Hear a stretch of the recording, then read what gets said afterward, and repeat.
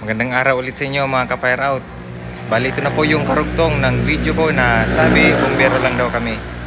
Kaya heto na naman akong muli para ibahagi ang pang-apat na kasama sa primary functions ng isang bumbero. Oo, bumbero kami. At dahil bumbero kami, meron kaming EMS o ang tinatawag na Emergency Medical Services, na kung saan nagtuturo kami ng basic first aid at basic life support sa buong komunidad.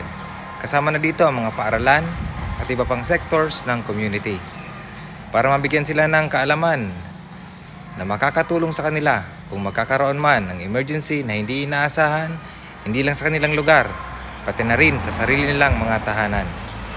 Lagi namin sinasabi na importanteng matuto ng first aid habang di pa ito kailangan, kaysa kailangan mo na ito at di mo alam kung ano ang gagawin. Kaya napakahalaga po ng first aid. Kahit isa o mas maganda, lahat ng miyembro ng pamilya ay may knowledge tungkol dito. At oo, bumbero kami. Kasama sa mandato namin ang pagresponde sa mga vehicular accidents, pati na rin ang mga medical emergencies ay tumutugon din kami. Dahil isa kaming bumbero at hindi kami bumbero lang.